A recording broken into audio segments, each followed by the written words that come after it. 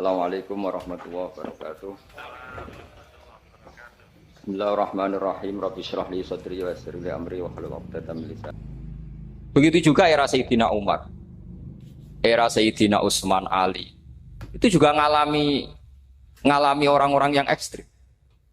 Misalnya begini, saya contohkan korban-korban ekstrim yang real. Sayyidina Ali itu masyhur, dia punya musuh besar namanya Muawiyah. Karena permusuhan ini tidak bisa dihindari. Jadi kalau dalam fikih Islam ini anak-anak saya ajari fikih. Kalau orang mukmin membunuh orang mukmin itu hukumnya dosa besar apa kecil? Besar. Itu di bab kisos. Tapi orang fikih itu unik. Di fikih itu ada kitab usial namanya. Di takrib ada kitab usial. Dan di situ ada penjelasan mangkutila dunamali fahuwa syahid. Orang yang dibunuh karena membela hartanya atau keluarganya itu dia mati syahid. Kalau dia posisi membunuh, maka malingnya atau penjahatnya muhaddarun damu. Nggak punya hak nuntut kisos karena dia anggap nggak ada artinya darah. Nah sekarang begini, suatu saat ada garong ke rumah Anda, ingin membunuh Anda karena ingin mengambil harta Anda. Anda ingin ingat status mukminnya atau status garongnya. Terus kamu mau dibunuh diam aja, saya tidak mau membunuh orang apa? Mukmin atau membunuh orang muslim. Nah, kesulitan yang dialami Sayyidina Ali seperti itu. Orang-orang Khawarij cara berpikir Ali ku geblek. Wong mukmin kok pengen mateni wong mukmin. Muawiyah ya geblek pisan. Wong mukmin kok pengen mateni orang. Padahal suasana sudah kacau. Ketika seorang penjahat mau membunuh yang punya rumah dan yang punya rumah ingin membunuh penjahat. Itu namanya mukmin bentrok sama orang mukmin. Apa orang benar, sahibul hak, ingin mempertahankan haknya? Tidak sampai saya tanya. Itu sahibul hak, yaitu yang punya rumah, ingin mempertahankan haknya. Meskipun dalam duel ini kadang terjadi pembunuhan. Nah di sini ini ya, ulama ahli sunnah menyebut masalah ijtihadiyah. Kelompoknya Sayyidina Ali mempertahankan nyawanya, meskipun dengan cara membunuh pasukan Muawiyah. Pasukan Muawiyah juga mempertahankan nyawanya meskipun harus membunuh pasukan Ali. Zaman itu susahnya istihad seperti itu. Tapi orang Khawarij cara berpikir enggak, ini biang keladi masalah itu Ali sama Muawiyah. Mereka malah rapat, ya sudah dua-duanya bunuh saja. Ya masyhur tuh, akhirnya Sayyidina Ali dibunuh oleh orang Khawarij. Makanya ini penting ya, pentingnya ngaji seperti ini. Jadi kamu harus dilatih berpikir nubuwah.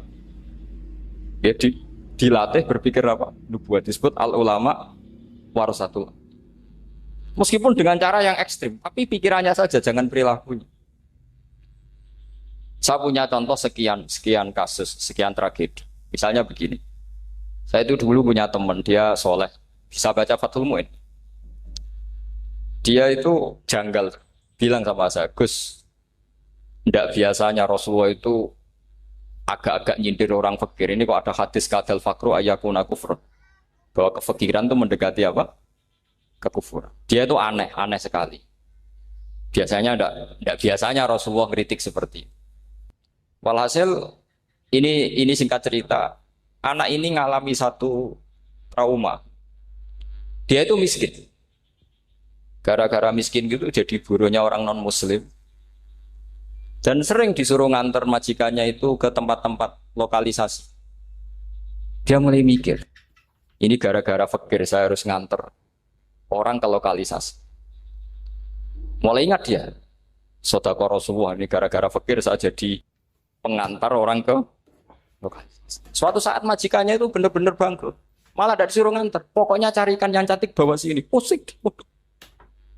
Nah, dia akhirnya walhasil lari terus keluar. Terus dia cerita betapa ekstrimnya fakir sehingga gara-gara fakir saya harus jadi penolong orang yang mau apa mak. Anda boleh berpikir ekstrim, tapi ekstrim dalam melawan kemungkaran itu tadi. Saya nggak boleh jadi fakir, tapi takutnya fakir yang nanti jadi alat kemak. Imam Ghazali juga punya contoh seperti itu. Imam Ghazali pernah marah besar ketika tren di Baghdad itu orang belajar fakih semua. Hatta layakuna thamma tabibun illa min ahli dhimmah, kata beliau. Sampai di Baghdad itu tidak ada dokter kecuali orang kafir dhimmah. Akhirnya kalau ada ulama sakit, saya masih ingat pas kecil, kalau ada ulama sakit itu tidak boleh dibawa ke rumah sakit. Takutnya ketemu dokter muslim, non muslim malah disuntik langsung apa? Mati. Akhirnya ulama saat itu berfatwa, orang Islam harus ada yang jadi dokter. Banyaklah gus-gus yang sekolah ke dokter. Yang masyhur ya seperti Sahal itu, Sahal bin Abdul Fattah. Itu dulu putranya Ki Fatah yang menolong Mbah Mahfud saat sembunyi. Saking idolakannya Basal, anaknya dinamakan Sahal, tapi dia jadi dokter spesialis bedah. Begitu seterusnya urusan negara. Dulu itu orang jabat itu tidak boleh, karena jabat itu dekat dengan syubhat, dekat dengan haram. Tapi gara-gara pejabatnya non-muslim, kalau bikin aturan ya ala non-muslim. Ulama akhirnya sadar, andikan kita yang jabat pasti tidak seperti itu. Bisa bikin perda ini, bisa bikin pelaturan begini yang menguntungkan Islam. Nah, jadilah banyak pejabat yang sekarang muslim. Tempat-tempat maksiat diobrak-abrik sama Satpol PP macam-macam. Kita untung. Tapi kalau orang-orang Khawarij pikirannya pokoknya pejabat itu dekat dengan haram, dekat dengan syubhat. Padahal dengan kita jabat bisa bikin perda atau apa yang menguntungkan Islam. Kemudian menjadi masalah baru secara fikih. Ini adik-adik dengerin biar kulino senam fikih. Kalau caleg soleh, misalnya Mas Nadif nyalek, ini tadi tak guyoni, mau jadi bupati ndak, kalau ya mau usah dukung. Jadi misalnya gini ya, Zaid sama Bakar, misalnya Bakar itu orang soleh, mau jadi calon lurah.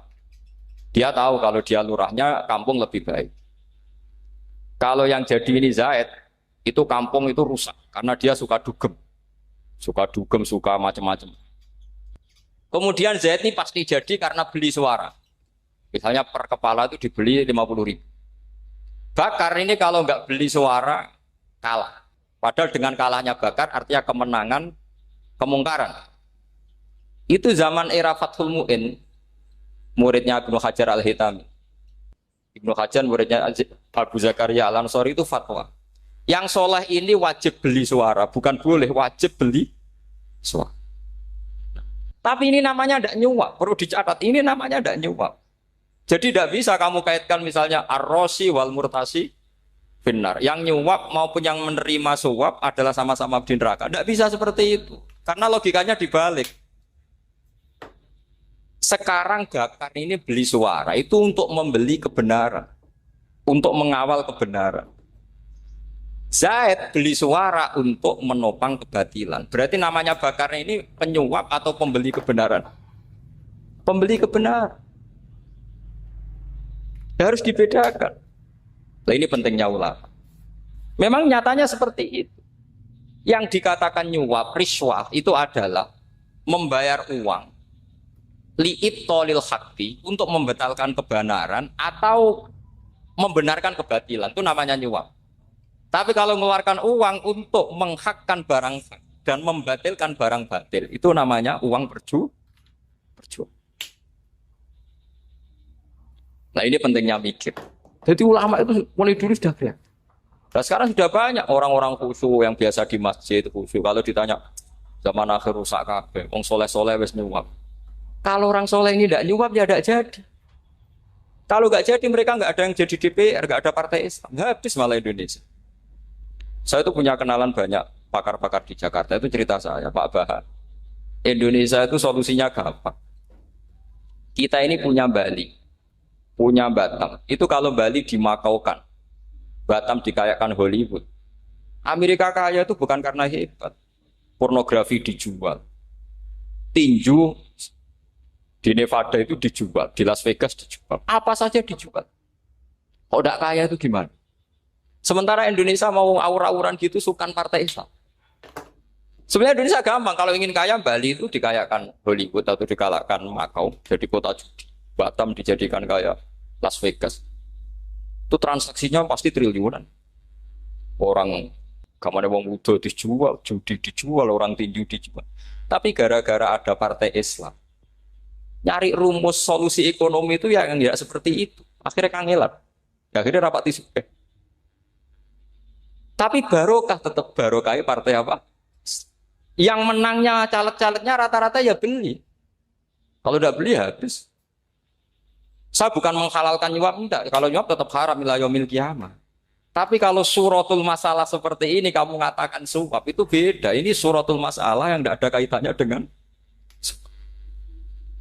asal lawannya batil, kecuali lawannya sama-sama hak. Dua calon di kampung itu soleh sama soleh. Ini yang soleh bayar nggak boleh karena siapapun yang jadi soleh itu nggak boleh. Karena kalau cari musuh yang dolim biar halal ya. Sekarang ya seperti itu.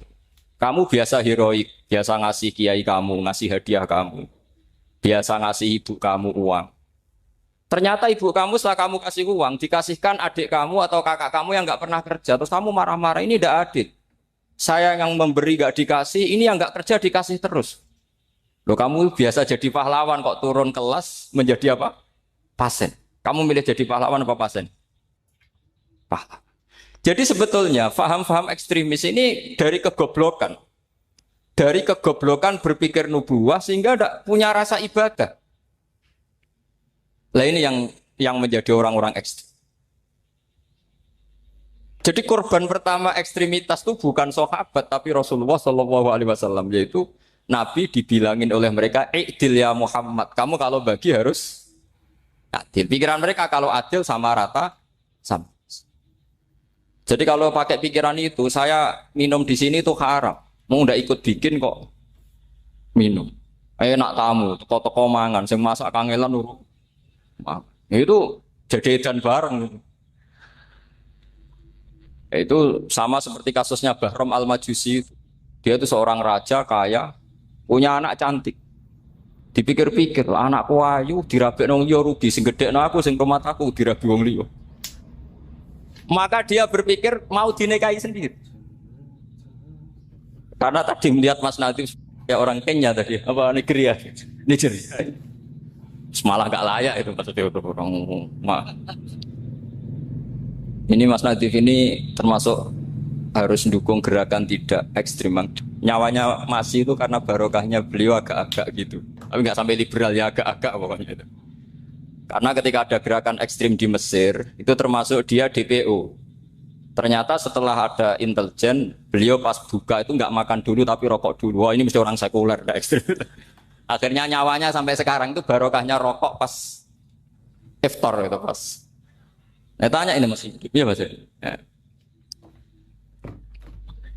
Ya pernah sepuh sama saya. Jadi pikiran-pikirannya Bahram itu seperti itu. Walhasil akhirnya Bahram itu menikahi anaknya sendiri. Masyhur itu dalam cerita. Jadi ceritanya itu ada seorang wali tidur di Masjid Haram sama Rasulullah, ditemuin gitu. Terus kata Rasulullah, salam saya untuk Bahram Al-Majusi.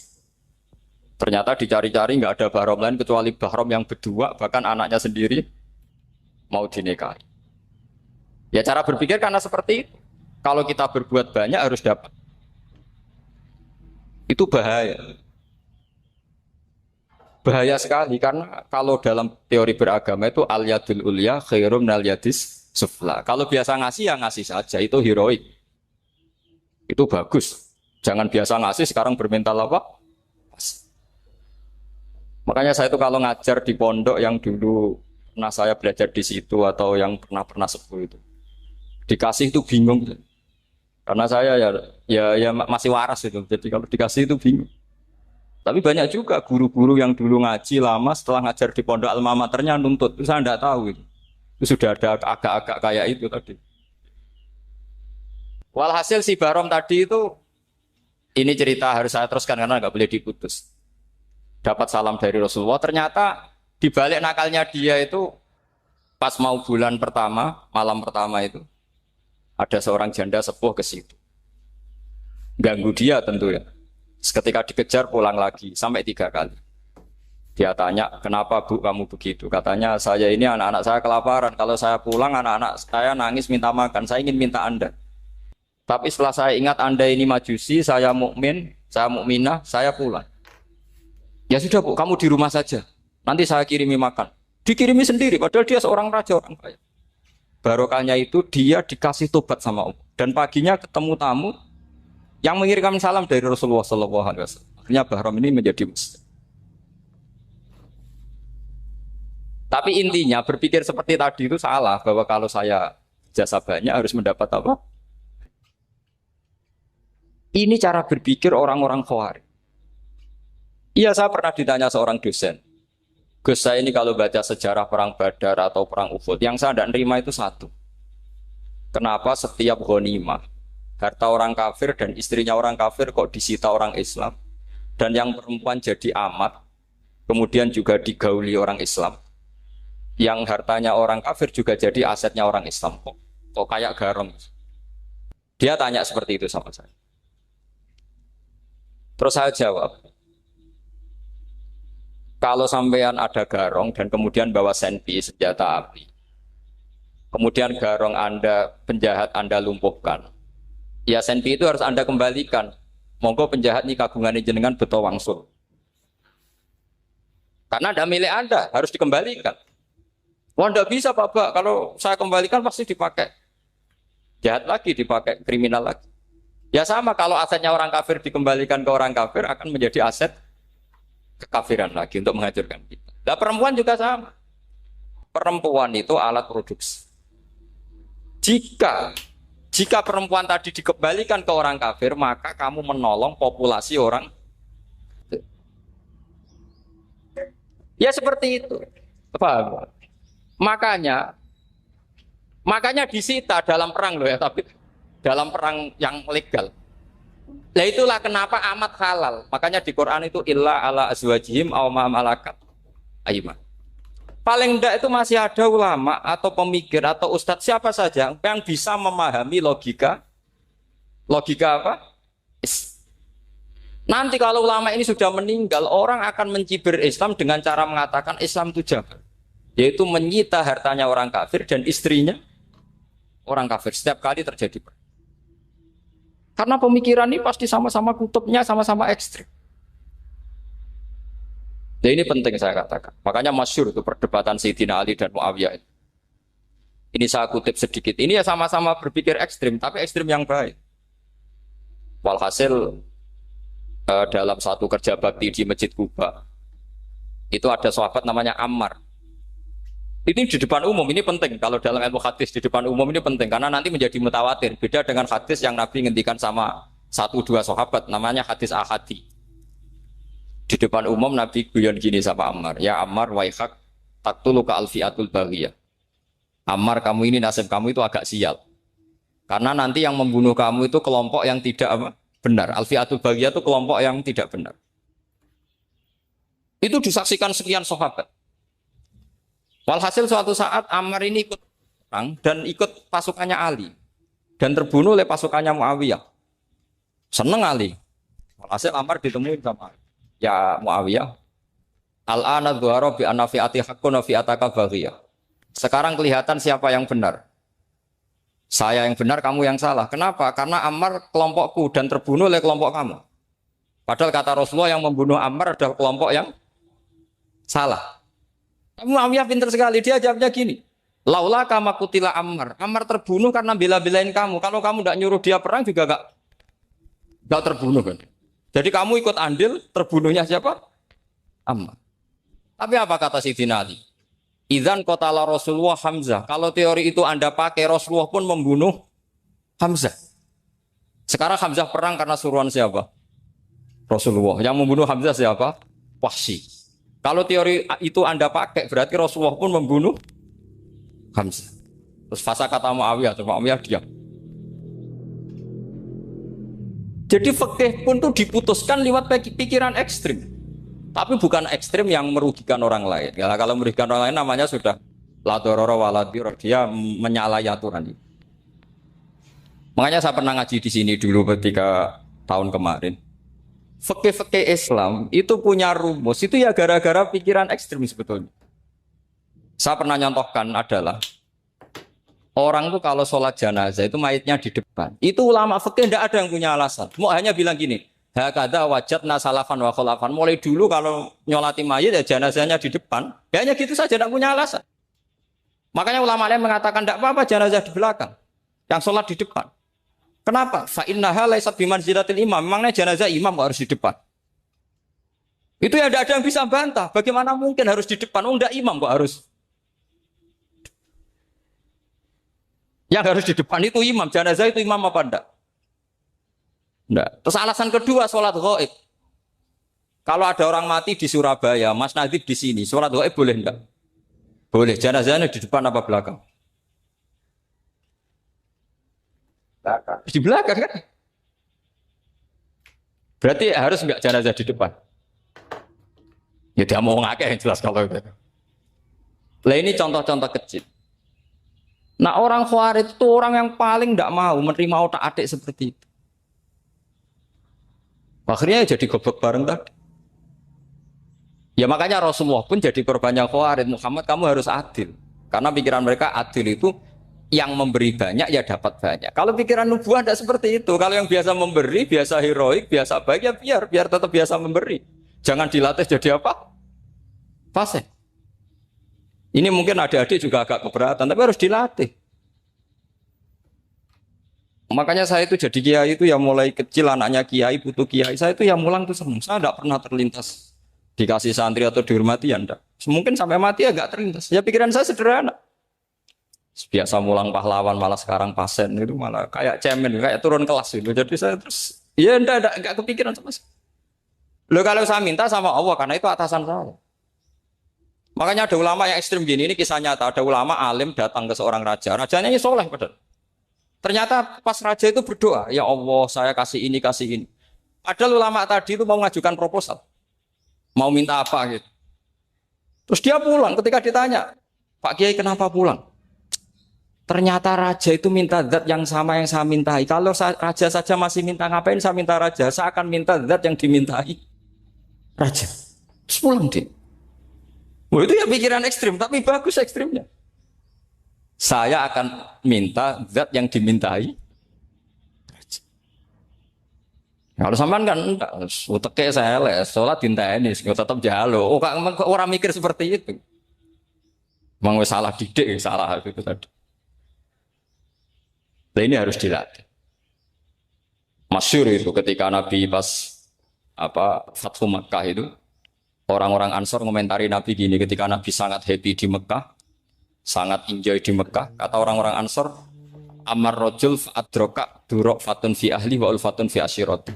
Namanya orang pasti happy kalau di kampung halaman. Jangan-jangan Rasulullah itu nanti hidup di Mekah lagi, karena Mekah sudah dikuasai orang Islam. Beliau pasti kangen sama keluarga, sama Mekah. Tapi ya sama, ketika Rasulullah mulai ngasih itu, orang-orang Quraisy dikasih banyak, orang Ansor juga pikirannya seperti itu. Baru orang Ansor dilatih pikiran nubuwah, yaitu tadi. Mereka itu dapat kambing, dapat sapi, terus pulang. Kamu mendapat saya, milih mana? Milih Rasulullah Shallallahu Alaihi Wasallam. Sekarang kamu saya balik. Kamu punya kiai, kamu bisa memberi hadiah, memberi beliau. Suatu saat kiai Anda ini kaya raya, terus sering ngasih orang-orang yang nggak pernah berjasa. Kamu nggak pernah dikasih. Itu kalau pakai pikiran Khawarij, kiai ini salah karena ngasih orang yang tidak berjasa. Tapi kalau kamu pakai pikiran nubuah, enggak. Alhamdulillah saya tetap istiqomah memberi kiai itu. Dan alhamdulillah enggak dibales. Semoga balasannya di akhir. Ya sudah seperti itu. Kalau pakai pikiran gengsi tadi seperti itu. Masa biasa memberi sekarang posisi diberi. Saya rak turun kelas. Jadi sebetulnya pikiran ekstrim itu boleh, tapi untuk yang seperti ini bukan ekstrim yang tadi. Makanya ini disebut al-hujjat. Al-hujjat itu satu logika yang bisa mematahkan asumsi awal. Ini saya harap santri-santri matolek, putra maupun putri berpikir seperti ini. Sehingga sama. Jadi misalnya sekarang dibalik. Kalau ada orang NTT yang masih non-muslim, itu orang kafir yang harus dibunuh atau orang kafir yang harus didakwai. Mesti pikirannya itu, kalau Nabi itu ya semua yang didakwai Nabi dulu orang kafir. Nah, ketika Nabi di Mekah itu pertama ketemu orang kafir itu dibunuh atau didakwai? Didakwai. Ya berarti pilihan sekarang ya didakwai bukan dibunuh. Nah soal perang itu beda dengan membunuh. Ada janjinya, ada macam-macamnya, terus nggak ada solusi itu baru ada apa? Jadi kalau sudah dibalik-balik gitu, makanya kata ulama-ulama, Khawarij itu pasti salah. Pasti salahnya adalah kalau orang tidak benar ya dibenarkan bukan dibunuh. Kalau setiap orang kafir dibunuh, Nabi kapan jadi nabinya? Karena orang kafir habis. Jadi metode bil hikmati ya ada, metode hasanah ya ada, karena orang kafirnya sudah apa? Mati. Pertanyaan kedua, kalau Nabi harus ekstrim ngapain? Yang ngawal Jibril, halnya Israel lebih efektif.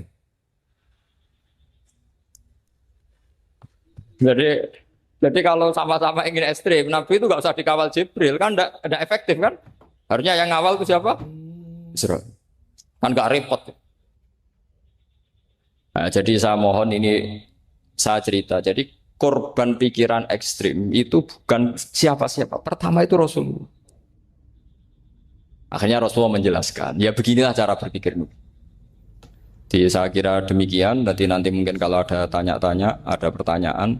Yang jelas kalau seputar ekstremitas itu bisa latihan. Ya. Sebenarnya bisa latihan di fikih. Karena fikih ini cerminan dari pikiran ulama. Ya, cerminan dari pikiran apa ulama yang tidak tekstual. Ya, seperti gini ya. Tasaddaqa Rasulullah so'an min tamrin au so'an min aqidin. Ketika zakat fitrah itu Rasulullah mengeluarkan satu sok tamr. Tamr itu kurma. Kalau menurut tekstual berarti zakat fitrah harus pakai kurma. Tapi semua ulama sedunia mengatakan putih ahlil balad. Hanya dalam konteks Indonesia ya pakai apa? Beras. Berarti kata tamr diganti kod, diganti apa? Kod. Jadi orang itu jangan diajak goblok bareng. Masa Nabi ngendikan tamar harus apa? Makanya saya pernah debat. Pak Nabi itu cingkrang. Kenapa orang-orang itu rata-rata tidak cingkrang? Saya bilang, Nabi itu hidupnya di Mekah. Kenapa Anda hidup di Indonesia? Iya, Nabi itu hidupnya di Mekah. Terus saya tanya lagi, Nabi itu hafal Quran, kamu udah hafal? Saya hafal Quran. Kalau cingkrang gampang, karek ngetok kata saya. Ya, kalau ada sunnah Rasul, Nabi hafal Quran, enggak? Hafal kan? Berarti kalau ikut sunnah Rasul, hafal Quran. Jangan cingkrang tok, ya hafal apa? Ya sama poligami juga gitu, yang tadi diceritakan Mas Natif itu. Nabi itu poligami setelah Khadijah meninggal. Apa mereka mau nunggu istri pertama meninggal? Kalau ingin persis loh, kalau ingin persis nunggu istri pertama meninggal. Iya. Enggak mau juga kan? Ya biasa saja lah. Pokoknya yang dihalalkan syariat ya kita bilang halal, yang diharamkan kita bilang apa? Enggak usah sok suci isi sunnah Rasul. Saya punya banyak cerita.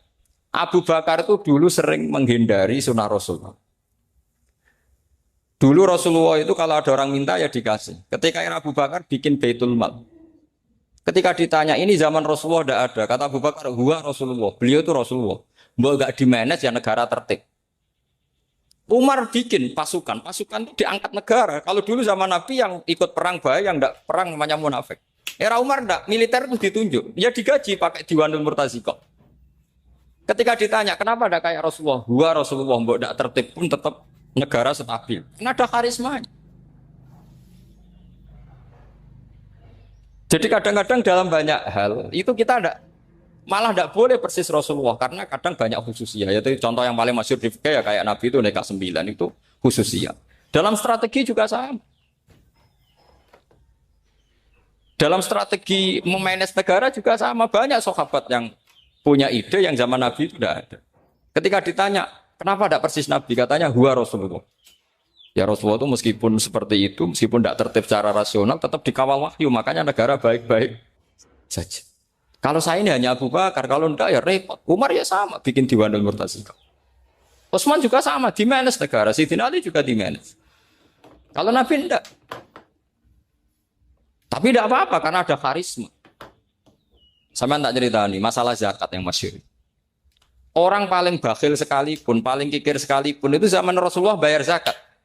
Karena pikirannya setelah zakat dikasihkan, Rasulullah mendoakan. Khudh min amwalihim shadaqatan tutahhiruhum wa tuzakkihim biha wa sholli alaihim. Inna sholataka sakanul lahum. Era Abu Bakar enggak. Sorry ya Abu Bakrin, dulu kita zakat sama Rasulullah karena didoakan beliau. Kamu hanya Abu Bakar, saya tidak mau zakat. Ya sama lah seperti orang dipimpin ulama-ulama karismatik. Orang dipimpin Badola itu tidak usah metai, santri sudah nurut. Dipimpin Usman Nazif, gak bikin pelaturan, habis pondok. Kalau nggak ngancam, nggak gini, ditakzir, nggak gini, habis. Zaman Badola dehem tok santri wedi. Mas Nadif dehem tok nggak. Nah, makanya Rasulullah itu tidak banyak bikin pelaturan. Rasulullah itu kalau mau perang itu hanya bilang sahabat, saya besok ditantang Abu Sufyan di sini. Saya mau perang. Oh itu sahabat ikut semua. Orang melihat wajahnya, melihat karismanya sudah tertarik ingin menyelamatkan beliau. Kita tidak akan ridho Rasulullah keluar sendiri. Kalau Abu Bakar ya enggak. Pertama Abu Bakar pidato sudah sopan. Saya memimpin kamu. Ini ketulitu alas tubuh khairikum. Saya ini memimpin kamu, tapi bukan berarti saya yang terbaik. Jika saya benar maka dukunglah. Kalau salah ingatkan. Itu pertama orang-orang bilang apa? Fawwah la'uqiman nakabisef. Nanti kalau Anda salah tak ingatkan pakai pedang. Ya karena hanya Abu Bakar bukan Rasul. Jika diaturlah, ini ada militer, ada pengawal, ada baitul mal. Era Umar lebih modern lagi, ada Diwanul Murtazikoh, ada macam-macam. Ya Rasulullah nggak ada. Nah sekarang orang sidik-sidik muni sunnah Rasul. Padahal ada sunnah Rasul yang khasnya Rasulullah sebagai nubuwah. Ya khasnya Rasulullah sebagai apa? Coba Nabi itu istrinya 9. Semuanya cerita tentang tahajudnya Nabi, witirnya Nabi. Apa kira-kira Mas Nadif kalau punya istri 4 ceritanya tentang tahajudnya Mas Nadif? Kan enggak. Nah, jadi saya mohon, sebetulnya pikiran-pikiran ekstrim itu karena enggak mau belajar. Enggak mau belajar. Kalau mau belajar itu kata Imam Ghazali itu dalam kitab Imla, Al-Imla fi Iskalatil Ikhya itu. Fal ma'ani awsa'u minal ibarat. Yang namanya ma'ani itu awsa'u minal ibarat. Jadi yang fal ma'ani awsa'u minal ibarat. Jadi yang namanya makna itu lebih luas minal apa? Ibarat. Nah, ini contoh yang paling nyata ya Sayyidina Ali. Ketika Sayyidina Ali perang sama Muawiyah, itu Sayyidina Ali bilang, sebaiknya Muawiyah kirim delegasi, mediator. Saya juga kirim mediator. Terus orang-orang Khawarij karena tadi tekstual. Mahada ya Ali. Ini apa ya Ali? Lam yujad fi kitabillah. Aturan mediator itu tidak ada di Quran. Bahwa kalau kita perang harus ada mediator itu tidak ada. Terus Sayyidina Ali baca ayat wa in khiftum shiqaqa bainihima fab'atsu hakaman min ahli wa hakaman min ahliya.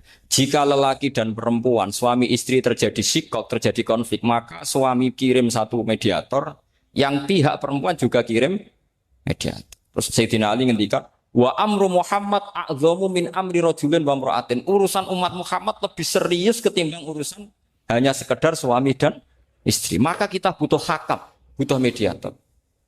Baru 4.000 orang Khawarij tobat ngikuti pikirannya Sayyidina Ali yang tidak tekstual. Sama seperti zaman Rasulullah. Ketika Rasulullah mau perang Badar, saya ini mau perang Badar kata Rasulullah. Musuh saya itu 1.000 lebih. Kalian hanya 313. Apa kita teruskan? Itu sahabat langsung bilang gini, saya itu hafal teksnya. Idzan la naqulu laka kama qalat banu Israil fathab anta wa rabbuka faqatila inna hahuna qa'idun walakin idhab anta faqatila inna ma'akum muqatilun. Ini kelihatan sekali bahwa para sahabat sudah ada tekstual. Orang-orang Bani Israel ketika melihat Musa katanya sakti dan orang dekat Allah, itu cara berpikir orang Bani Israel gini. Walhasil ada perintah supaya Musa itu merangi kaum Jabarin. Orang Jabarin ini gagah-gagah, pikirannya orang Bani Israel. Musa kami itu sakti dekat Allah, ya sudahlah sama Allah saja sana, tak tunggu di rumah kabarnya. Itu kan sama dengan santri semedit, roh kiai ini suga, kiaiku suga, terus tak pikirkan seperti itu. Ya sama seperti itu. Nabi ku kekasih Allah, mesti perang menang. Serasa tak ewangi mesti menangis. Fadhab anta wa rabbuka faqatila inna hahuna. Kok itu? Ya sudah kamu berangkat saja sama Tuhan, tak tunggu di rumah. Tapi apa kata para sahabat Ansor ketika Nabi minta supaya mereka dukung di perang Badar? Langsung bilang, idzan la naqulu laka kama qalat banu Israil. Kita tidak akan bermental kayak Bani. Ini tekstual apa? Enggak. Mereka punya mafhum, punya pikiran. Cara Mas Nadif punya kreatif. Bahwa ini mental yang bejat, kita tidak akan meniru seperti itu sahabat. Jadi dulu sahabat itu makna di Quran juga ada tekstual. Jadi bisa memahami. Nah sekarang orang memaksa semuanya harus tekstual. Ya meskipun tadi jangan terlalu liar terus menjadi liberal. Tapi saya tidak tahu kalau contohnya Mas Nadiem tadi pakai kondom istiqomah tidak tahu itu pikirannya Jil apa Mas Nadiem tidak tahu saya itu tidak tahu kok sampai sembeling itu saya tidak tahu itu. Oh, lagi juga kalau tidak bisa nyontohkan yang di luar itu saya itu ya tidak tahu mulai dulu ilmunya yang seperti itu terus ya tidak tahu lagi. Jadi mulai dulu zaman Nabi pun itu sudah ada pikiran-pikiran seperti itu. Jadi tekstual atau harfiah itu ya enggak. Nyatanya sahabat langsung bilang idzan lanaku rulaka kama qalat banu apa? Esra. Jadi ini saya kira demikian nanti kalau apa ada yang tanya monggo. Assalamualaikum warahmatullahi wabarakatuh.